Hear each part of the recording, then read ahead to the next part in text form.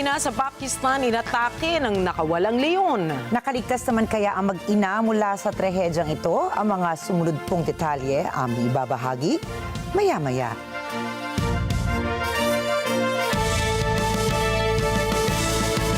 Magandang gabi. Ako po si Rikki Mathay. Ako si Alagao Flores. Ito ang mata ng Agila International. Para naman sa mga headlines ngayong araw ng Lunes.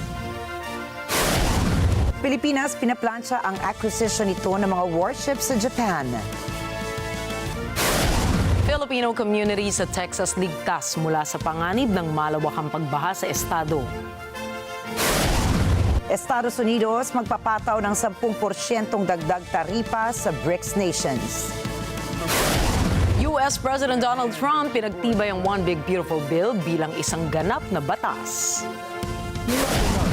At mahigit 80 katao nasawi sa malawakang pagbaha sa Texas. Tumaas ang tubig ng Guadalupe.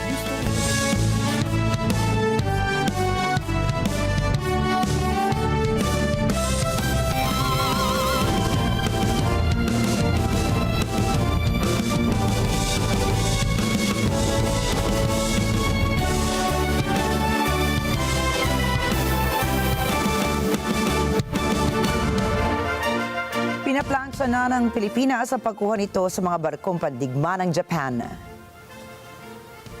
Ayon sa Yomiuri Shimbun, nagkasundo ang Pilipinas sa Japan na i-export ang 6 na units ng Abukuma-class destroyer escort ships ng Japan Maritime Self-Defense Force sa bansa. Nasa serbisyo sa loob ng mahigit 30 taon ang mga sasakyang pangdigmang ito at kinumbisyon pa mula noong 1989 hanggang 1993. Bawat barko ay may habang 109 meters at kailangan ng mahigit 100 katao para patakbuhin ito. Equipped din ito ng anti-ship at anti-submarine missiles kaya tiyak na kaya nitong tapatan ng mga kalaban sa dagat. Kilala rin ang Abukuma-class destroyer ship sa pagiging reliable at versatile sa mga operasyon. Inaasahan naman na susuriin ng delegasyon ng naval experts mula Pilipinas ang mga barko bago ihatid ang mga ito sa bansa. Una nang kinumpirma ni Defense Secretary Gilberto Chodoro Jr. at Japanese Defense Minister Gen Nakatani ang tungkol sa paglipat ng mga escort ships noong nagpulong sila sa Singapore nitong buwan ng Hunyo. Ang acquisition ng Philippine Navy sa mga warships ng Japan ay bahagi pa rin ng modernization efforts ng hukbo para paigtingin pa ang kanilang kakayahan para depensahan ang maritime domain ng Pilipinas. Sinimulan na ngayong araw ang Cope Thunder aerial drill sa pagitan ng Pilipinas at ng Estados Unidos. Ayon sa Philippine Air Force, isasagawa ang primary flight operations sa military exercises sa Basa Air Base, Pampanga hanggang July 18. Layo ng Cope Thunder exercises na palakasin ang interoperability ng military ng Pilipinas at ng Estados Unidos sa pamamagitan ng bilateral fighter training. Inaasahang lalako ang mahigit 2,600 personnel ng Philippine Air Force at ng US Pacific Air Force. Gagamitin din ang mga air assets katulad ng FA-50 fighter jets, A-29 light attack aircraft, AW-109 helicopters, Super UE helicopters at Black Hawk helicopters. Ang aerial drills ay nakasalig sa umiiral na US-Philippines Mutual Defense Treaty na naitatagpa noong taong 1951. Nalubog sa baha ang 38 lugar sa Luzon dahil sa matinding ulan na dala ng bagyong Bising at Habagat ayon sa Office of Civil Defense o OCD. Gayunman, wala pa silang natatanggap na ulat ng casualties o kaya insidente ng nawawalang tao. Sa kabila nito, maiging binabantayan ng OCD ang sitwasyon sa Pangasinan dahil sa posibilidad na umapaw ang Agno River at magdulot ito ng mga pagbaha sa mga karatig na lugar. Sa datos ng National Disaster Risk Reduction and Management Council, nasa 82,548 individuals o 27,401 families ang apektado ng sama ng panahon sa Ilocos Region, Central Luzon at Cordillera Administrative Region. Kinumpirma po na Philippine Consulate General sa Houston na ligtas at walang nasawi na Pilipino matapos ang malawakang pagbaha sa Texas. Kasalukuyang nakikipag-ugnayan ang konsulado sa Filipino community sa Care County, Kerrville City at Central Texas, mga lugar na lubhang naaapektuhan ng biglaang pagbaha para matukoy ang kalagayan ng mga apektadong Pinoy doon. Ayon kay Texas Governor Greg Abbott, mahigit sa 80 katao na ang nasawi sa kalamidad habang nasa 41 ang nawawala. Hinimok naman ng Philippine Consulate ang mga Pilipino sa Texas na subaybayan ang mga emergency advisories at tumawag sa mga otoridad kung kailangan ng tulong. Balik Pinas na po ang 25 mga Pilipino mula Israel ayon sa Department of Migrant Workers. Dumating ang bagong batch ng repatriates nitong linggo sa NAIA Terminal 3. Ito na ang pang-39 na batch ng repatriates mula sa Israel sa ilalim ng Voluntary Repatriation Program ng Marcos Administration. Agad namang sinuri ng Department of Health at ng Manila International Airport Authority Medical Team ang kalusugan ng mga umuwing OFW. Nakatanggap din ang mga umuwing Pinoy ng tulong pinansyal mula sa programa ng gobyerno. Sa ngayon, may kabuuang 72 overseas Filipino workers na ang sumailalim sa voluntary repatriation mula nang nagsimula ang hidwaan sa pagitan ng Israel at Iran. Naglunsad ng National Fiber Backbone o NFB si Pangulong Ferdinand Marcos Jr. para po yan sa mas mabilis at abot-kayang internet access sa Pilipinas. Sa ilalim ng Phase 2 and 3 ng NFB project, nagtatag ang gobyerno ng high-speed fiber lines sa Cagayan Valley, Calabarzon, Bicol, Eastern Visayas at Central Mindanao para makinabang sila sa mabilis at maaasahang internet connectivity. Bukod sa murang internet access, layunin din ng nasabing proyektong gawing necessity ang pagkakaroon ng internet. Mababawasan din nila ang gastusin ng mga telco at internet providers. Naniniwala po kasi si Pangulong Marcos na magsisilbing tulay ang digital technology para punan ang educational and economic gaps ng bansa. Ayon naman sa Department of Information and Communications Technology, inaasahang makukumpleto ang proyekto pagsapit ng taong 2028. Binuksan na ang mga inilaang pilahan o student lane sa MRT3 at LRT2. Para ma-avail ng pasahero ang serbisyo ay magpakita lamang sila ng kanilang student ID o kaya ng school registration form at isulat ang kanilang pangalan sa registry para makakuha ng 50% discount sa single journey ticket. Sa bisa nito, magiging 28 pesos na lamang para sa mga estudyante ang dating 55 pesos na end-to-end trips. Mananatili ang student discount sa ticket ng tren hanggang sa 2028. At good news po sa mga motorista dahil asahan na bukas, July 8, ang panibagong tapyas presyo sa mga produktong petrolyo. Batay sa advisories ng kumpanya ng langis, kanilang babawasan ng 70 sentimos ang presyo kada litro ng gasolina, 10 sentimos sa diesel at 80 sentimos kada litro naman ng kerosene o gas. Ayon sa Oil Industry Management Bureau ng Department of Energy, bahagi pa rin ito ng inaasahang rollback bunsod ng paghupa ng tensyon sa Middle East at pagtaas ng supply ng langis. Susunod, mga bansang aanib sa BRICS mapapatawa ng targipa, China umalma. Ukrainian President Volodymyr Zelensky at President Donald Trump ng Estados Unidos nagkausap na sa telepono. At tax and spending bill ni Trump isinabatas kasabay ng July 4 celebration. Yan at iba pang mga detalye ng mga balita sa pagbabalik ng Mata ng Agila International.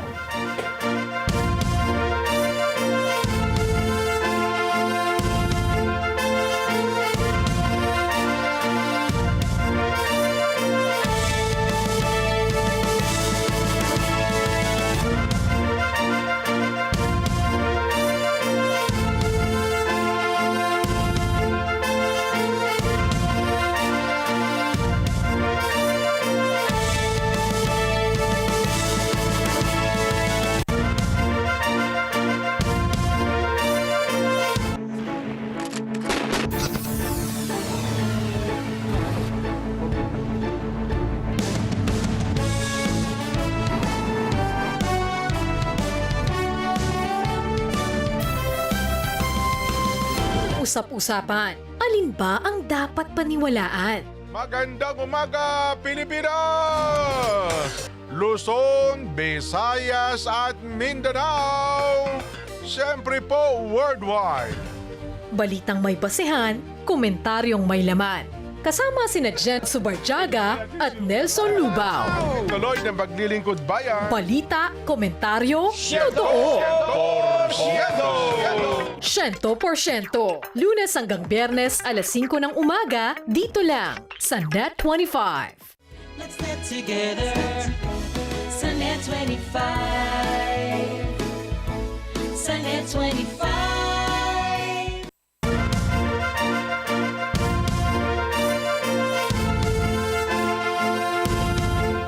Binantaan ng US President Donald Trump ng dagdag na 10% taripa ang mga bansang aanib ng BRICS o ang samahan ng Brazil, Russia, India, China at South Africa dahil sa umano'y anti-American na mga polisiya nito.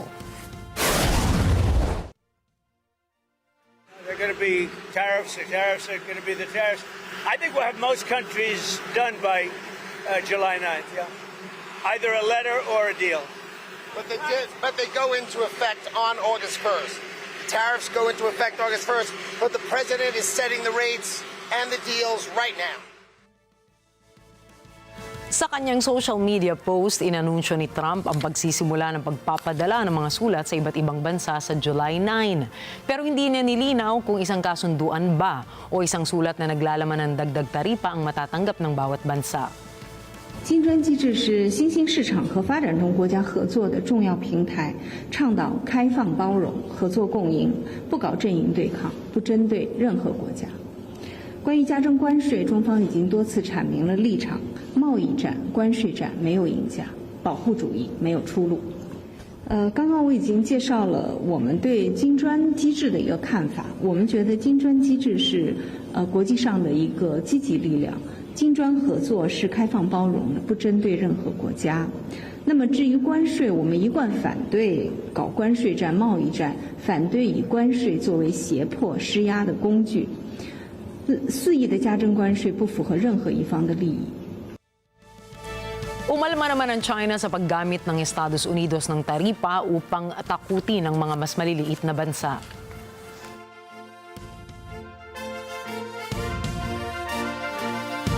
Samantala, nagsimula na po ang ika-17 summit ng BRICS nitong linggo sa Rio de Janeiro, Brazil. At sa kauna-unahang pagkakataon, hindi dumalo si Chinese leader Xi Jinping. Sa halip ay ipinadala niya si Chinese Prime Minister Li Qiang para maging opisyal na kinatawan ng China sa summit. Para naman sa mga geopolitical analysts and experts, lubhang mahalaga ang 2 araw ng pagpupulong ng BRICS. Dito ang nila tatalakayin kung ano ang gagawin ng grupo para makipagnegosasyon kay US President Donald Trump ukol sa dagdag taripa nito. Ang BRICS na binubuo ng major emerging economies ng Brazil, Russia, India, China, and South Africa ang sinasabi ng maraming analysts na katapat ng G7 countries. Sumali na rin dito ang mga bansang Egypt, the United Arab Emirates, Ethiopia, Indonesia at Iran. Subalit dahil wala si Xi sa summit ngayong taon, may ilang eksperto ang naniniwalang nalulusaw na umano ang ideolohiya ng BRICS na siyang alternatibo sa Western capitalism na pinanghahawakan ng G7. Bukod po kay Xi, hindi rin dumalo ng personal si Russian President Vladimir Putin. Mas pinili nitong makipagpulong na lamang via video conference. Kagaya ng South Africa, signatory din sa International Criminal Court ang bansang Brazil. Obligado itong arestuhin si Putin dahil sa umano'y war crimes ito sa Ukraine.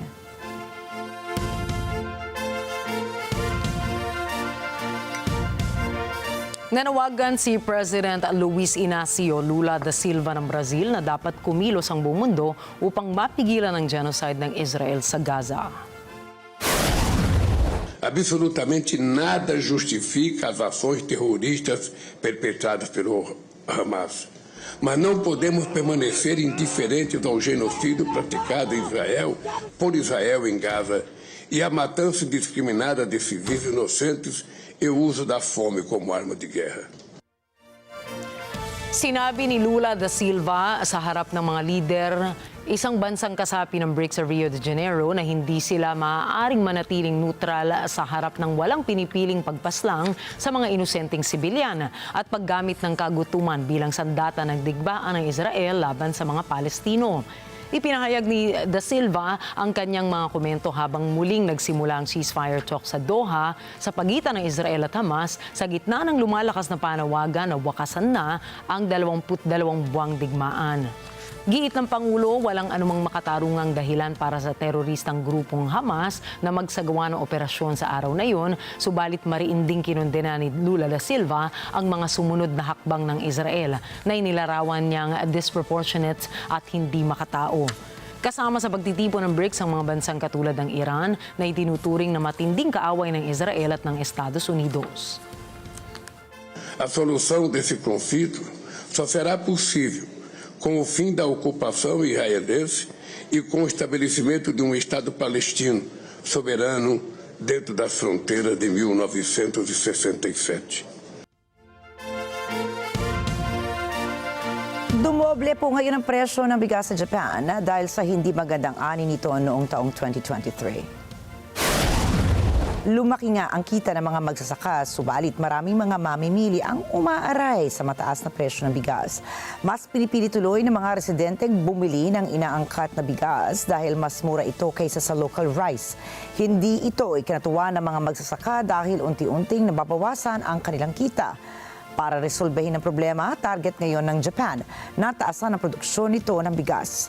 Ito anila ang magiging solusyon para bumaba ang presyo ng local rice at maiwasan ang rice shortage sa bansa. Subalit ayon po sa analysts, hindi ito magiging sapat na remedyo. Lalo na at seryoso anila si US President Donald Trump na patawan ng 30 to 35% tariff rate ang gobyerno ng Japan. Sinabi ni US President Donald Trump na walang naging pag-usad para wakasan ang giyera sa pagitan ng Ukraine at Russia.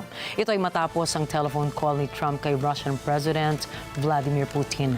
Sinabi umano ni Putin na hindi ito aatras sa mga layunin ng Moscow sa Kiev. Narito ang balita mula kay Myla Simbulan.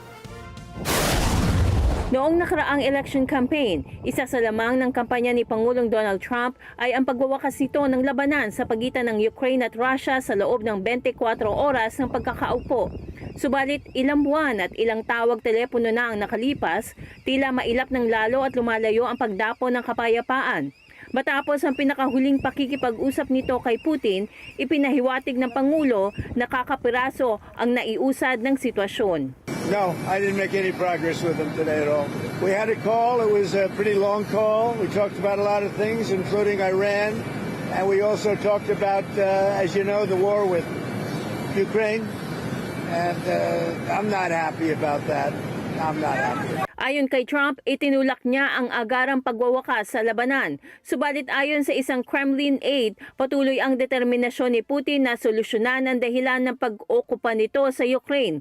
Ilang oras matapos ang tawag telepono sa pagitan ng dalawang leader, isang pag-atake umano ng Russian drone ang dahilan ng sunog sa isang apartment sa hilagang bahagi ng Kiev. Samantala, sinabi ni Ukrainian President Volodymyr Zelensky na handa itong makipag-usap kina Trump at Putin upang malaman na kung paanong tatapusin ang labanan. I don't know. I'm not sure that they have a lot of common ideas, common topics to talk because they are very different people. But if we speak about Ukraine, we supported from the very beginning the idea of President Trump, unconditional ceasefire. I said it not once that we are ready for any kind of format of meeting. And I think that in Russia only Putin real decision makers. That's why we need meeting on the level of leaders if we really want peace. Ani Zelensky, umaasa siyang makikipag-usap kay Trump sa lalong madaling panahon ukol sa pagsusuplay na sandatang ng US sa Ukraine. Myla Simbulan para sa mata ng Agila International. Trusted, connected, on point. Formal nang kinilala ng Russia ang Taliban bilang bagong opisyal na gobyerno ng Afghanistan. Ang Russia ang kauna-unahang bansa na kumilala sa Taliban government mula nang ito ay maghari sa Afghanistan noong 2021. Sa isang pahayag, sinabi ng Russian Foreign Ministry na nakikita ng Moscow ang magandang oportunidad para sa nalalapit nilang ugnayan sa seguridad, pagsugpo sa iligal na droga at counter-terrorism. Inilahad din ng Russia ang interes nito sa kalakalan at ekonomiya. Kabilang na po dyan ang enerhiya, transportasyon, agrikultura at infrastruktura ng Afghanistan. Nagpasalamat naman si Afghan Foreign Minister Amir Khan Muttaqi sa Moscow at sinabi nitong ang pagkilala sa kanila ng Russia ay maaaring maging halimbawa para sa ibang mga bansa.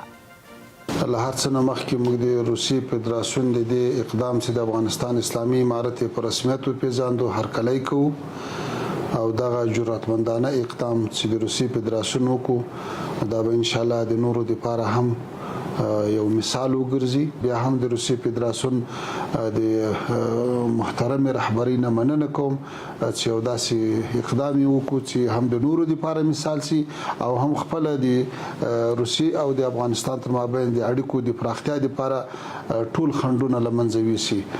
مننه. خدای دې وکړي چې په راتلونکي کې هم ښې لاسته راوړنې ولرو.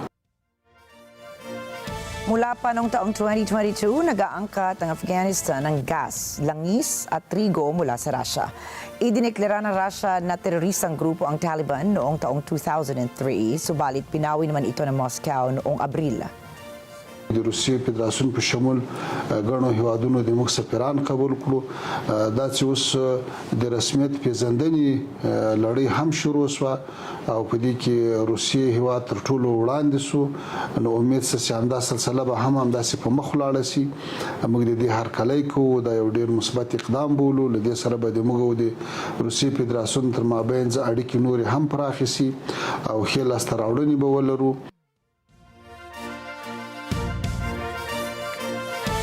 Nagkausap sina US President Donald Trump at Ukrainian President Volodymyr Zelensky. Сьогодні ж я говорив з президентом Трампом. Важлива розмова. Домовились про зустріч наших команд, щоб збільшити силу ППО. Дуже детально говорили про спільне виробництво. І нам це потрібно, і Америці. Ang nasabing pag-uusap ay matapos ang ginawang pagtawag ni Trump sa telepono kay Russian President Vladimir Putin. Sinabi ni Zelensky na naging mahalaga at mabunga ang pag-uusap nila ni Trump. Ayon kay Zelensky, napag-usapan na nila ni Trump ang pagpapalakas ng air defense capabilities ng Ukraine, kabilang ang joint production, pagbili at ang pag-invest ng defense military. У розмові з президентом Сполучених Штатів Америки, яка була напередодні. Напевно, це була найкраща розмова за весь цей час, максимально продуктивна. Ми обговорили і тематику ППО, і я вдячний за готовність допомагати. Саме Петріоти – ключ до захисту від балістики. Обговорили ще кілька важливих питань, які детально пропрацюють наші команди вже на зустрічах найближчим часом. Ipinahayag ni Trump na kailangan ng Ukraine ng mga Patriot missile systems para sa kanilang bansa. You said you had a strategic call with Zelensky the other day. What strategy did you discuss? It was a good call. He's being hit very hard, as I said he would. He's being hit very hard, and I was very disappointed with my call with President Putin. I was very disappointed. Una nang iminungkahi ng Germany sa Ukraine na bumili na ng mga Patriot missile systems upang pansamantalang punan ang kakulangan ng bansa. Dagdag naman ni President Zelensky, magsasagawa sila ng mga pagpupulong sa pagitan ng Ukraine at Estados Unidos para pag-usapan ng mga detalye. Maalalang una nang tumanggap ang Ukraine ng Patriot systems mula sa Amerika bilang bahagi ng military aid sa ilalim ng dating administrasyong Biden. Naganap ang pag-uusap ilang oras bago ang pinakamalaking drone attack ng Russia kung saan iniulat ni Zelensky na malaking pinsala ang naidulot nito sa Ukraine. Важко цей день почався. Більше ніж 500 російських ударних дронів та ракет. Складно, але значну частину все ж збили. На жаль, були влучання, були сьогодні і важливі результати у дронів-перехоплювачів. Десятки шахедів були збиті саме перехоплювачами. Максимально це масштабуємо. Більше виробництва таких дронів-перехоплювачів, більше навчання та підготовки наших операторів дронів. Чітке завдання. Inapula ng mga bombero ng Ukrainian State Emergency Services ang malawakang sunog na dulot ng panibagong drone strike ng Russia na nagdulot ng multiple casualties. Ayon sa mga otoridad, umatake ang nasa 101 drones, partikular na sa mga bahay, public residentials at pedestrians ng halos 10 minuto sa mga kalye sa Kyiv, Kharkiv at Odessa. Nagdulot ito ng pagkasunog ng ilang establishmento nga nagpasimula naman ng malawakang apoy sa iba't ibang bahagi ng Ukraine. Aabot sa 60 ang confirmed injured habang isa naman ang kumpirmadong patay. Aabot na po sa 1,270 drones, 39 missiles at halos 1,000 guided bombs ang nai-launch ng Russia laban sa Ukraine. Inatake naman ng Houthi rebel group ang isang barkong naglalayag sa Red Sea. Ayon sa British Maritime Agency, tinamaan ang isang bulk carrier na tinatawag na Magic Seas na gumagamit ng Liberian flag at pinagmamay-ari naman ng isang Greek company. Iniulat ng United Kingdom Maritime Trade Operations na unang inatake ang barko gamit ang putok ng baril at mga granadang inilunsad mula sa 8 maliliit na bangka. Pinasok din ng tubig ang Magic Seas matapos tamaan ng mga sea drones ang hull ng barko.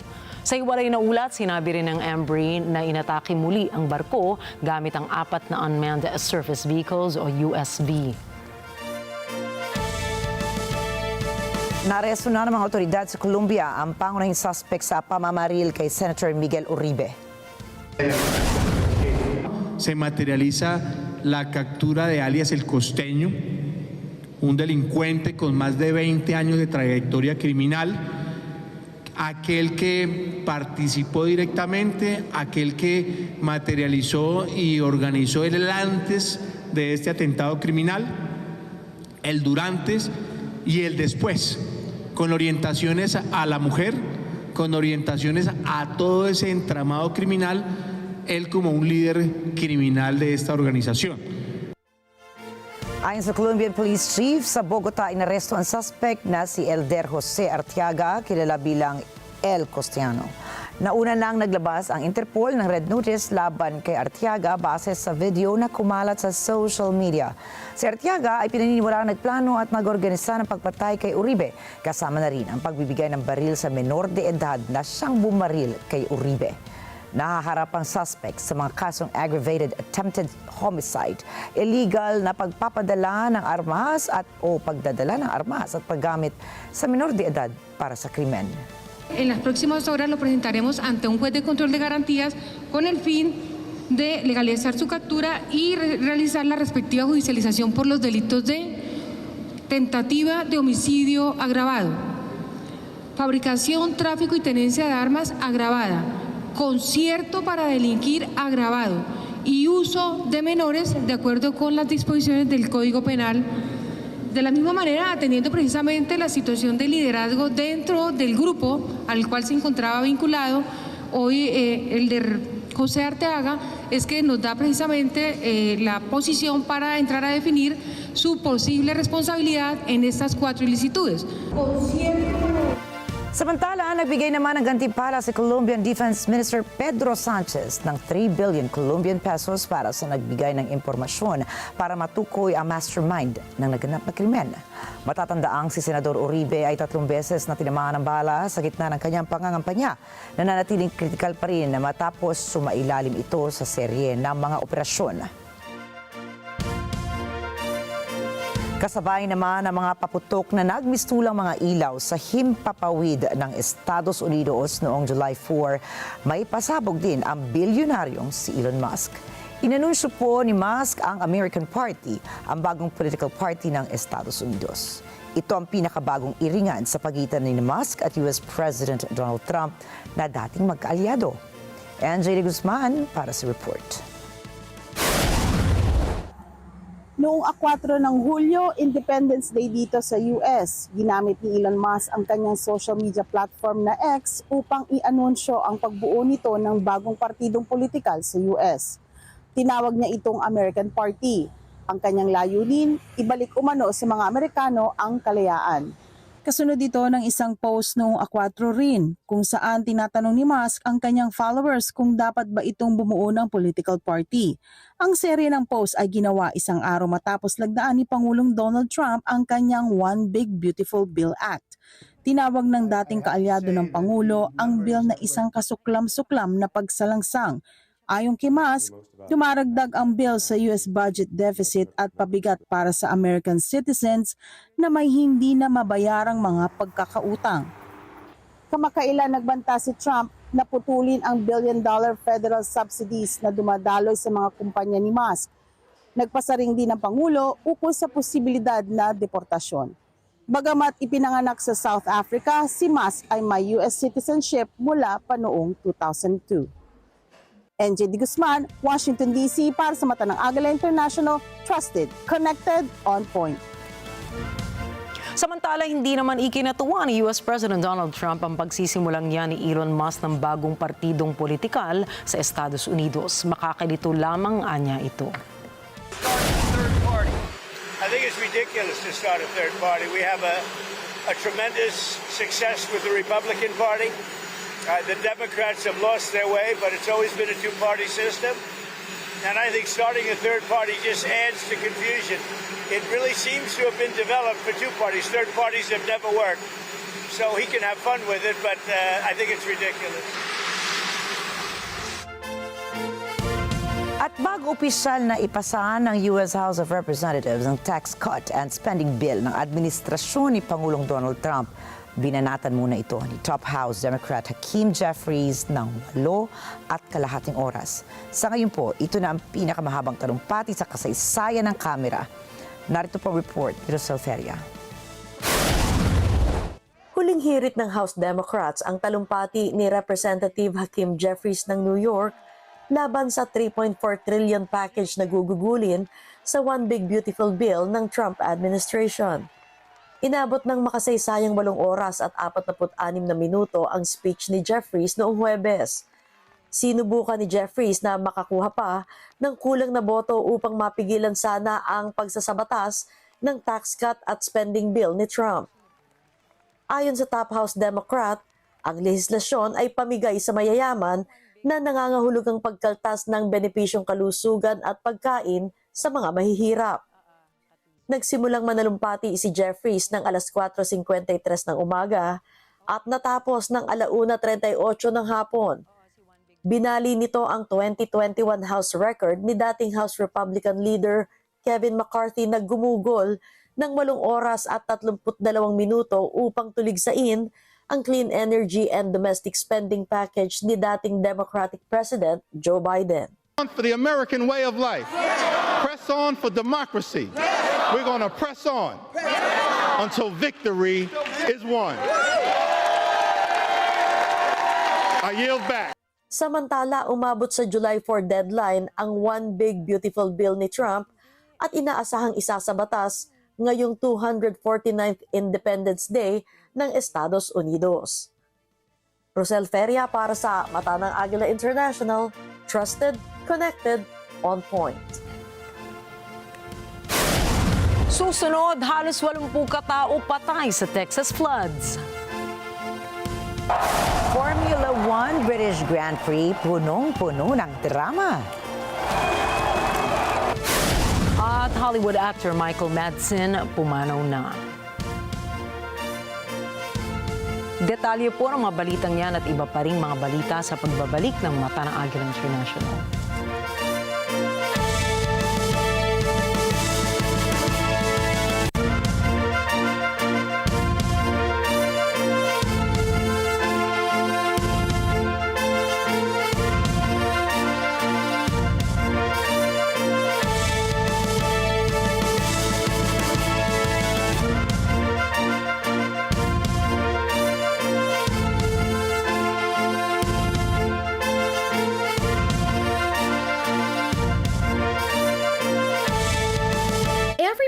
Is a new story with Kada Umaga. Your favorite morning show, ito po ang Kada Umaga. Surprise performances, latest trends, expert hacks, and exciting games. Be ready to be part of the Kada Squad and enjoy your morning with Diana, Emma, and Pia. Kada umaga, Monday to Friday, 10 a.m. to 12 noon, only on NET25. Let's net together sa NET25. Sa NET25. Dahil walang hinto ang balita. Financial straits. Mata ng Agila Weekend tuwing Sabado, alas 4 ng hapon. Ito ang NET25. Matatag, matapag, matapak. Let's net together sa NET25. Sa NET25.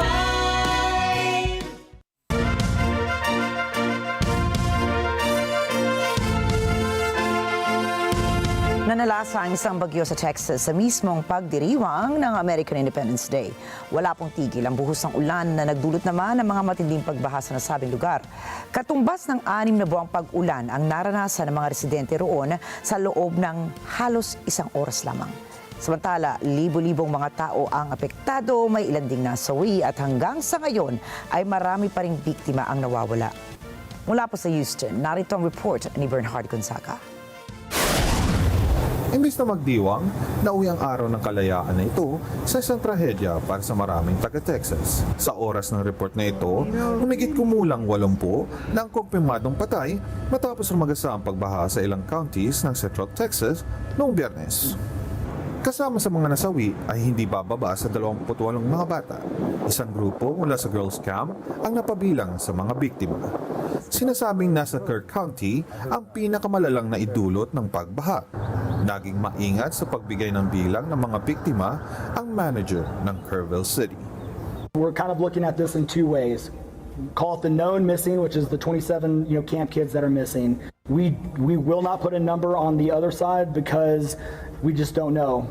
Campers are coming in for 4th of July weekend. People are camped along the riverbank. People are coming in to visit. There's a number that we just don't know yet, and we don't know what we don't know. So as things are starting to develop and as things are starting to move along, we're not going to put a cap on this. We are just going to continue until we find everything else. Ayon sa National Weather Service, dahil sa matinding bagyo, nalubog ang Carey County sa 15 pulgada ng ulan.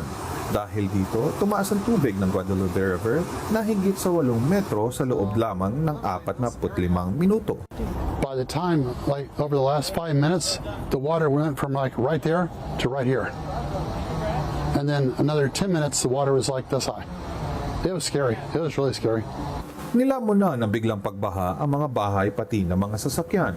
Walang tigil ang first responders sa paghahanap ng mga biktima at ng mga maliligtas.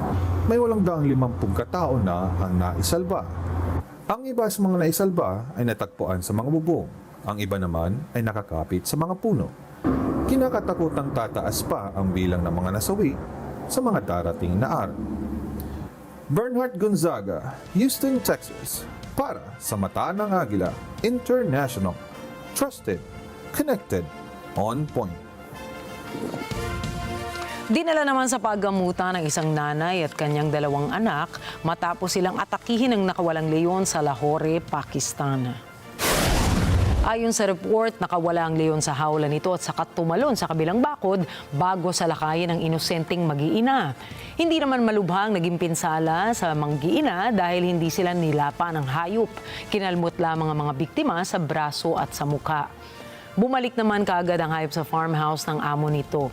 Para sa kaligtasan ng mga residente, inilipat ng mga otoridad ang leon sa isang wildlife park. Dead on the spot ang isang lalaki sa India matapos siyang madaganan ng malaking gate. Naganap ang insidente sa entrada ng showroom ng Katgar Police Station pasado alas 7 ng umaga. Makikita naman sa CCTV na sinubukan pang kumawala ng lalaki mula sa pagkakaipit, subalit nabigo na po ito.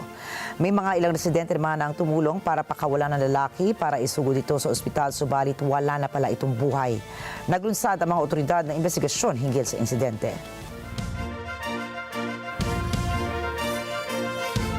Sumalpok ang isang motorsiklo sa siklistang tumatawid sa highway sa Central de Minas sa Brazil. Makikita sa CCTV na tumila po ng biktima ng ilang metro mula sa impact habang tumalsik din ang motorsiklo sa gilid ng kalsada. Agad namang nilapatan ng paunang lunas ang siklista at ang motorista. Isinugod din sila sa malapit na ospital. Wala pang inilalabas na ulat tungkol sa kasalukuyang kondisyon ng dalawa. Tinatulang guilty sa lahat ng count si Erin Patterson, ang salarin sa mushroom murder sa Australia. Guilty sa kasong murder ang 50-year-old na salarin matapos mapatunayang planado niya ang pagpatay sa kanyang asawa, anak, pati kapatid ng kanyang asawa. Attempted murder naman ang kanyang kaso nang makaligtas ang isang local pastor sa kanyang panlalason. Naghain si Patterson ng beef Wellington sa 4 na biktima ng hinaluan niya ng death cap mushrooms na isang uri ng poisonous mushroom na matatagpuan sa Europa, subalit namata ang tumubo na rin sa Australia. Ilang ulit din siyang nag-plea ng not guilty at iginigiit na aksidente lamang ang lahat na nangyari.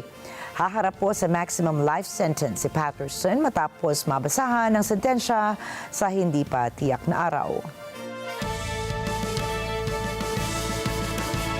Pumanaw ang isang 70 taong gulang na lalaki sa isang fireworks incident sa isang Independence Day party sa Wareham, Massachusetts. Sinabi ng mga nakasaksi na nagpapaputok lamang siya sa baybayin ng dagat nang biglang may isang sumabog sa kanyang mukha na nagdulot ng matinding pinsala. Patuloy ang investigasyon ng State Police Bomb Squad, Fire Marshal's Office at District Attorney's Office sa nangyaring insidente. Pumanaw rin ng isang 13 anyos na batang lalaki nang biglang nagkaroon ng malfunction ang kanyang hawak na firework. Ayon sa mga saksi, nakatutok naman ito papalayo sa sarili, ngunit lumabas ang pagsabog sa dulo ng tubo at tumama sa kanyang dibdib. Agarang inagapan ng mga bystanders ang bata sa pinangyarihan. Patuloy rin ang sinasagawang investigasyon ng mga otoridad.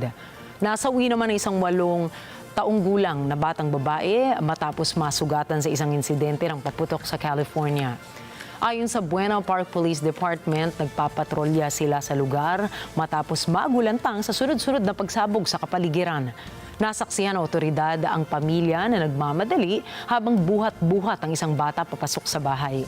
Agarang inagapan ng pulis ang nasugatan at sinubukang dalhin sa University of California Irvine Medical Center, ngunit kalaunan ay dineklarang dead on arrival. Samantala, silipin naman po natin ang bersyon ng South Texas ng Independence Day celebration. Kasama na po rito ang taunang fireworks display sa isang lungsod doon. Narito report ni NET25 correspondent Jane Catherine Gregorio. Every year, Americans all across the nation commemorate Independence Day in their own unique ways. The 4th of July holiday is a time for traditions and get-togethers among family and friends. Here today in Corpus Christi, Texas, let's hear from local residents as they share their favorite ways of celebrating America's birthday. For me, the 4th of July is not just about the barbecues. I'm very grateful for the freedom that we have as a luxury.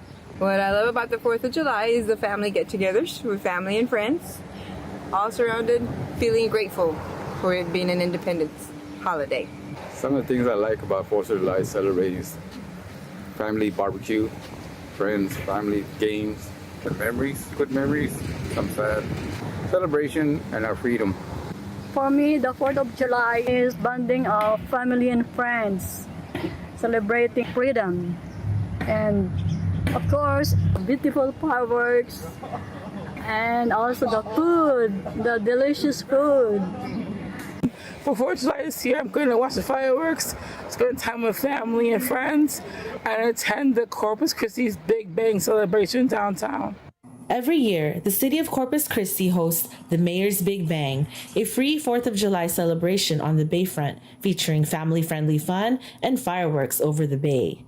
As you can see behind me, families and lots of cars are gathered around Cold Park Pier, one of the venues for this year's July 4th celebration. As night approached, crowds lined parks, streets, bridges, and waterfronts in eager anticipation. Oh, wow.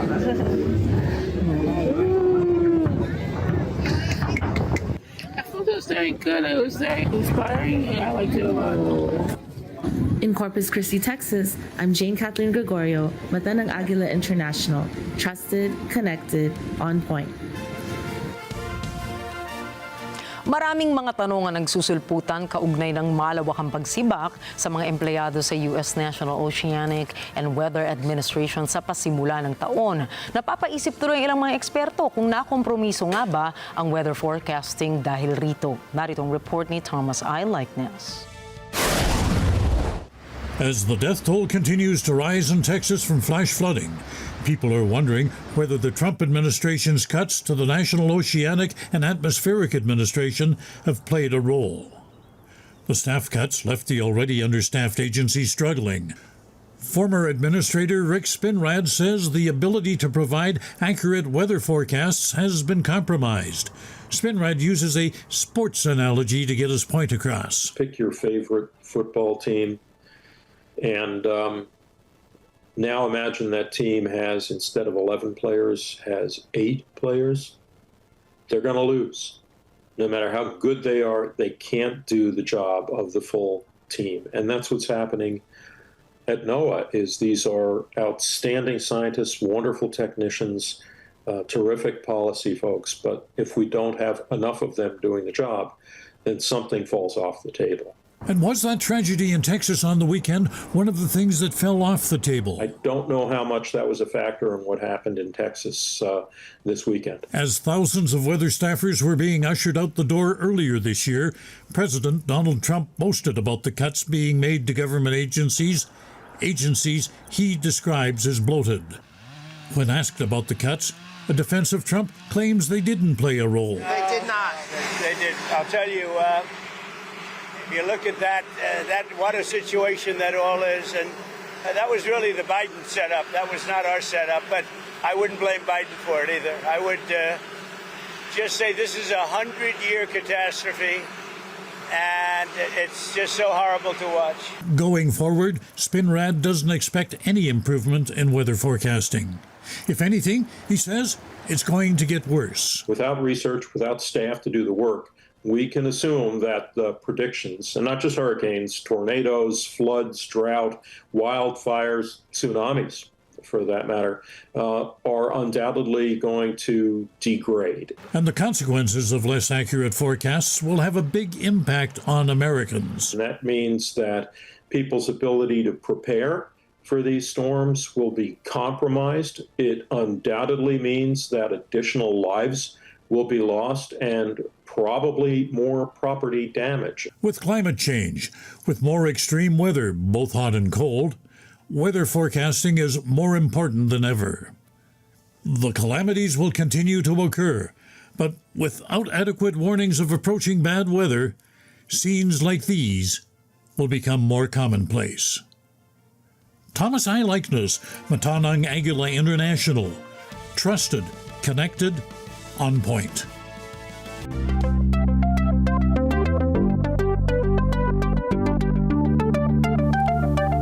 Kinukonsidera ng South Korea na gawing standalone subject ang artificial intelligence or AI.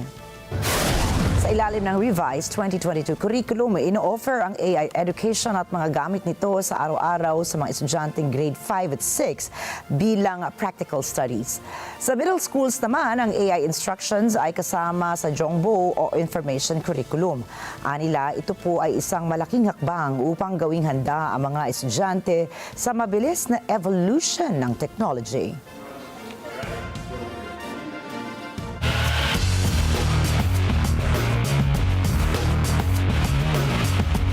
Arestado ng U.S. immigration officers ang Mexican boxer na si Julio Cesar Chavez Jr. At ayon sa Department of Homeland Security, pinoproseso ito upang agarang mapatalsik mula sa bansa. Alamin natin ang dahilan mula sa report ni Jessica Valerio. Noong Martes, sinabi ng Department of Homeland Security na may aktibong arrest warrant laban sa Mexicanong boxer na si Julio Cesar Chavez Jr. Ayon sa DHS, ito ay dahil sa sangkot-ayon si Chavez sa organized crime at pagtatrapiko ng armas, bala at mga pasabog. Ayon kay DHS Assistant Secretary Tricia McClellan, sa ilalim ng administrasyon ni Pangulong Donald Trump, walang sino man ang mas mataas sa batas kabilang ang kilala sa mundong mga atleta. Sinasabing may koneksyon si Chavez sa Sinaloa cartel ng Mexico na ayon sa Trump administration ay isang foreign terrorist organization. Noong Sabado, nagharap sa ring sina Chavez Jr. at influencer turned fighter Jake Paul. Natalo si Chavez sa laban na iyon. No, me siento muy bien, me siento renovado porque no me han pegado golpes en la cabeza como él. Digo, estoy mucho más mejor que lo que él está ahorita. What do you think you can do to him on June 28th? Prepararme al 100 y de ser el mejor que puedo ser, porque sé que no está fácil, está fuerte, pero preparándome al 100% sé que lo voy a ganar. Jessica Valerio para sa mata ng Agila International. Trusted, connected, on point. Nanaig naman ang McLaren F1 Racing Team kasabay ni Nico Hülkenberg para sa Round 12 ng British Grand Prix habang nangunguna naman si Alcaraz at Sabalenka sa quarterfinals ng men and women's singles sa Wimbledon. Si Kyle Lara po para sa ating sports wrap-up. Finishing in star. He defines when we go back to racing speed.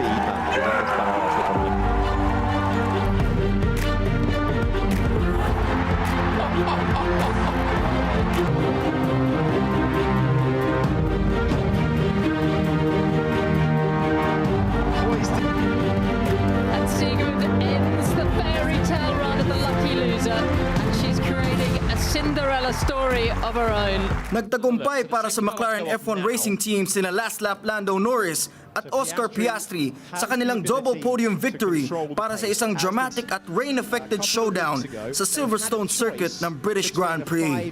Mula sa natanggap na 10-second penalty ni Oscar, hindi na ito pinalampas ni Lando upang mauwi ang kanyang pole win sa sariling home turf. Kasabay nito ang emosyonal na P3 podium win ng German kick-sober driver na si Nico Hülkenberg matapos ng 239 races sa loob ng 15 years. Pinagmasdan niya ang kanyang team sa kanilang bright green gear na sabay-sabay nagbigay pugay sa kampiyon. Samantala, pasok sa men's singles Wimbledon quarterfinals si Carlos Alcaraz matapos talunin ang Russian number 5 na si Andrei Rublev na may final scores na 6-7, 6-3, 6-4 at 6-4. Nagwagi ang Prince of Clay para sa kanyang 18-game winning streak sa Wimbledon simula noong 2023. Kasabay rin ito ang pag-abante sa quarterfinals ni Aryna Sabalenka matapos ng isang mabilis na straight set win laban kay Belgian player Elise Mertens na may final scores na 6-4, 7-6. Nagsilbi ang kanyang pagwagi para sa kanyang 11th na Grand Slam quarterfinals appearance mula noong 2022. Para sa inyong sports wrap-up, Kyle Lara para sa mata ng Agila International. Trusted, connected, on point.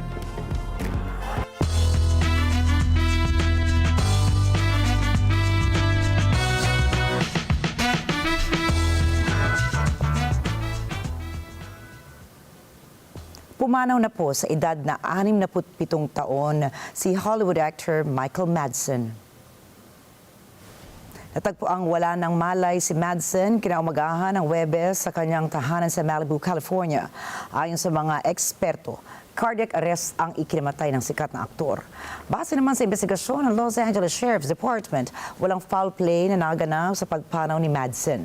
Sumikat siya sa mga pelikula kagaya ng Kill Bill, Hateful Eight, Sin City at Reservoir Dogs.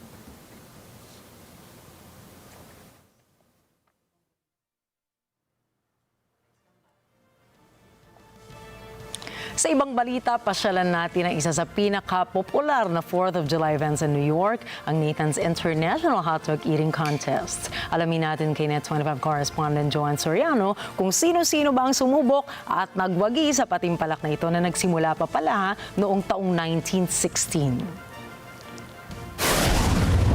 All eyes are on Coney Island as Joey Chestnut returns to seek a new world record at the 2025 Nathan's famous 4th of July International Hot Dog Eating Contest. This competition has taken place every 4th of July since 1916 at the iconic Nathan's famous flagship restaurant. bringing thousands of people to this corner of surf and stillwell for this American tradition, welcoming top eaters from around the world. Filipino-American Miss New York 2024 Maritza Delgado was among those celebrating. Others, like Christopher and Mackenzie, witnessed the event for the first time. It's our first summer living in New York, so I feel like there's nothing more New York. That's right, than watching a bunch of dudes eat 70 hot dogs in hot weather. But the big question on everyone's minds is whether world #1 ranked competitive eater Joey Chestnut can beat his world record of 76 hot dogs in 10 minutes. Chestnut was barred from the competition last year due to a sponsorship dispute. The fans cheered his triumphant return.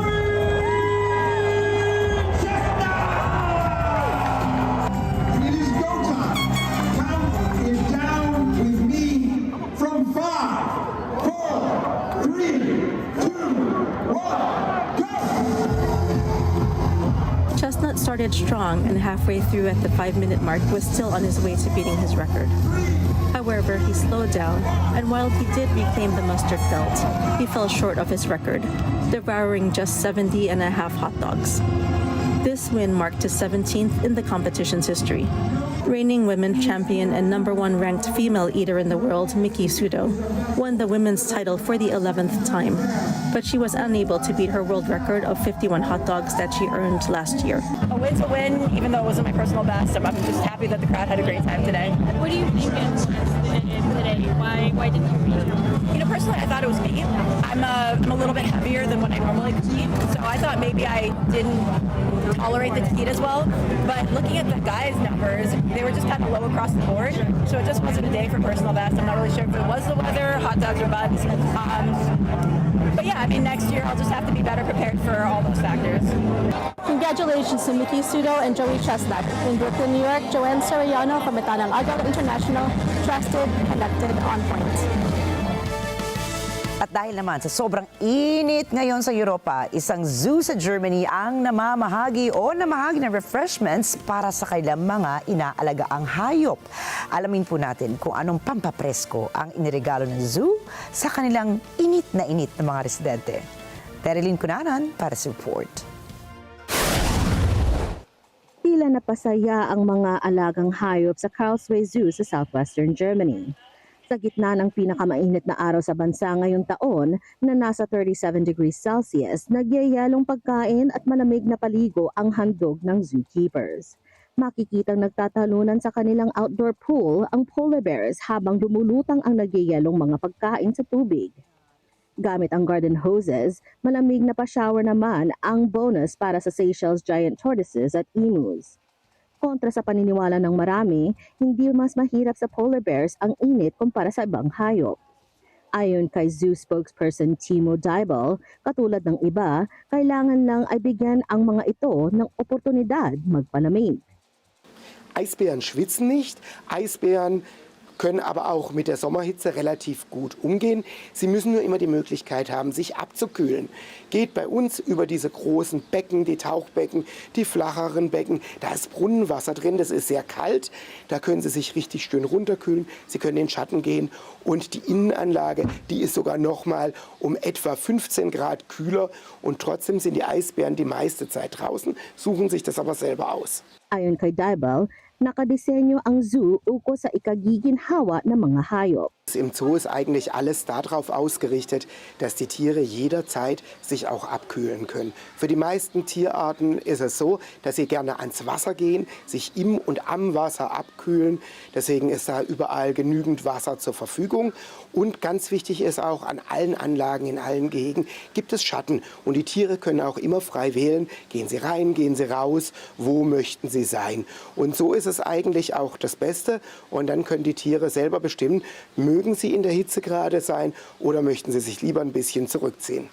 Dagdag ni Deibel, ang pagpapalamig ay paraan upang panatilihing malusog hindi lamang ang katawan ng mga hayop, kundi pati ang kanilang pag-iisip. In der Natur müssen sie täglich ums Überleben kämpfen.